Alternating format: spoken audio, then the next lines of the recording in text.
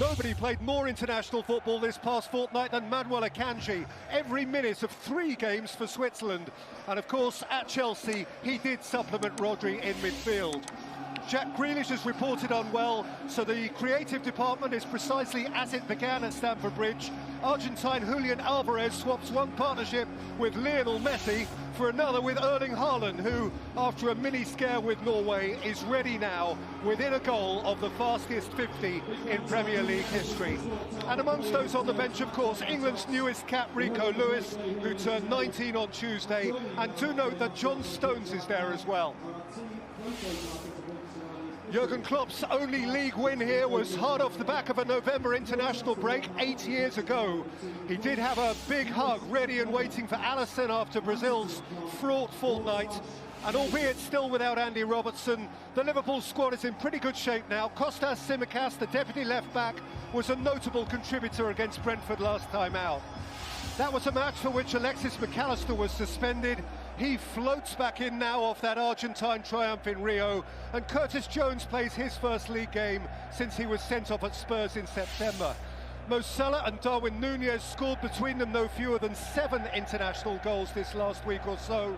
Jota plays, so Luis Diaz doesn't to start with. Endo and Gakpo are the two to drop out of the last 11. Can Liverpool win here? They can, but it's mightily difficult. You know the record that Manchester City are on now, 23 games unbeaten, so no game is more difficult than this right now. Dave, back to you. Cara thinks they can win. I'm not so sure. It's not just 23 unbeaten, they've won all 23 this season. It's an extraordinary record that City have. It's a slight surprise, there's no doubt about that. I think when you go back sort of 4 or 5 years and think, where did this real success under Jurgen Klopp start? A lot of it was on the back of selling Philip Coutinho and that money then being reinvested in Virgil van Dijk and Alisson Becker in goal, and those two have been absolutely outstanding this season. Virgil van Dijk for me looks like he's back to his best. It's still early days. Today's a huge test. He's up against the best striker in world football, and the goalkeeper's just been his normal self. So they've had a huge influence on this team, getting it back, compete with Manchester City, because of last season it was a huge drop-off, and defensively last season Liverpool was so poor, but a lot of that was to do with how easy it was to get at Liverpool's back four and play through that midfield.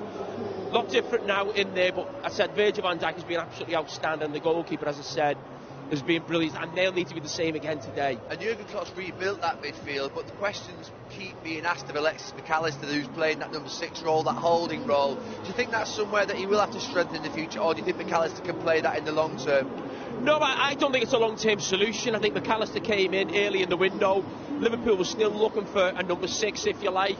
Put that bid in, huge bid for Caicedo. He's moved on, so I think it's something Liverpool will revisit. But he's a different type of number 6. If you think of what Fabinho was in there, now this Liverpool midfield is more technical, and Jurgen Klopp said to me before the game in the interview about being brave on the ball. So you've got no one really better than a McAllister type in there who's got to take the ball under pressure and get Liverpool playing. In terms of Trent Alexander-Arnold, you've written a piece this week where the last time that Liverpool played here was the last time that he played as a traditional right-back.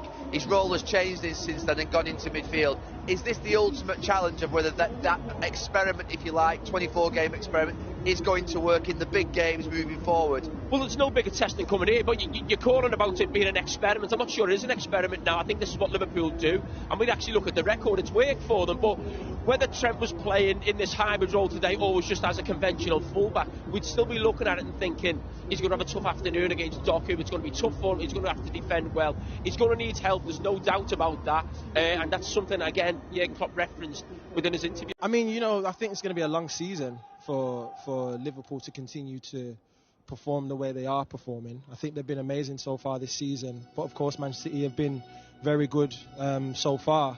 I do think Liverpool can mount a title challenge. It's going to be a tough ask, of course, but the way they're playing at the moment, like, I believe they have a great possibility to do it. It's been an extraordinary trophy haul for Manchester City, who are arriving right now. These are live pictures. They've been incredible here at the Etihad so far this season, and I just wonder how they would have reflected on the chaos, the confusion of the 4-4 draw with Chelsea 2 weeks ago. A chance to forget that, put that to one side, and go again here against Liverpool this afternoon. Have you been surprised with the hunger, the desire they've shown to win and compete again after doing it all last season? No, I'm not being surprised by that, because I think that's what Pep Guardiola creates at every club he's at, but I'm also not surprised that there's been a few wobbles along the way and that they look a little bit vulnerable. I think that makes it more interesting, but they're in a good position. I think if you just said after a treble that they would be sat there at the top of the league after 12 games, going into this period of the season that they know all so well, where the Champions League falls away and you can concentrate on the Premier League.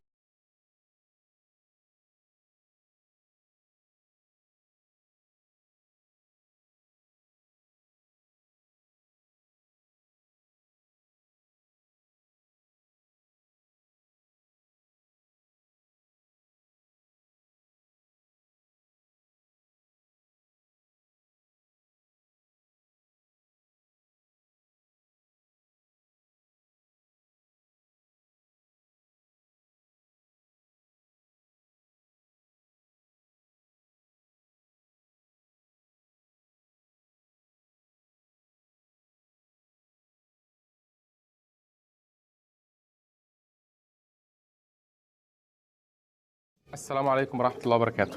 أهلا بكم في فيديو جديد. طبعا زي ما قلنا إن في شهر 11 أو في بداية دخول فصل الشتاء بتبدأ الأمراض تزيد، وخصوصا الأمراض الفيروسية وخاصة مرض الروشة. وقلنا طبعا علشان نتفادى الموضوع ده وما يحصلش عندنا روشة، مهم جدا إن احنا نستخدم الزعتر لمدة 3 أيام. وقلنا برضو هنكمل باقي التحصين بالأميولانت أو بأي رافع مناعة بشري بنستخدمه، وكمان برضو الأسبوسيد أو إسبرين الأطفال. طيب احنا استخدمنا 3 ايام بالنسبه للزعتر. بعد كده هنعمل ايه؟ هنبدا بعد الزعتر مباشره هنبدا ان احنا ندي اميولانت لمده 3 ايام، وبعد الاميولانت هنبدا ان احنا ندي اسبرين برضو لمده 3 ايام. هل كده خلاص احنا مش هنعمل حاجه تاني عشان نحسن الروشه؟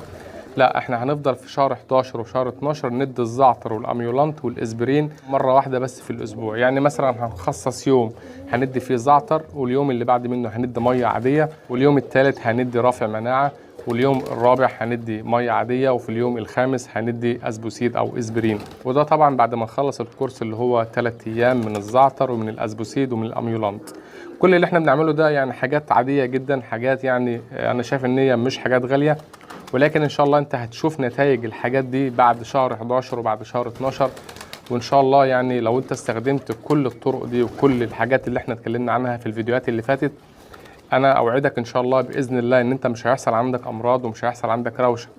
لان زي ما قلنا يا جماعه، الروشه لما بتيجي للحمام تقريبا كده ممكن تاخد من عندك 80% من الحمام السليم، يعني مش الحمام المصاب بس، ده كمان الحمام السليم ممكن يتعدى بسرعه كبيره جدا من الامراض الفيروسيه او من مرض الروشه. فانا لما اتعب شويه اليومين دول وبعد كده احس ان انا عملت حاجه فعلا، وحسيت ان الحمام فعلا استفاد في الفتره دي او في شهر 11 وشهر 12، فان شاء الله طبعا يعني مش هنلاقي فيه امراض بتظهر عند الحمام. ده كان فيديو النهارده. لو عجبك الفيديو ما تنساش تشترك في القناه وتفعل زر التنبيهات علشان يوصلك كل جديد فيديوهاتنا اول باول ان شاء الله.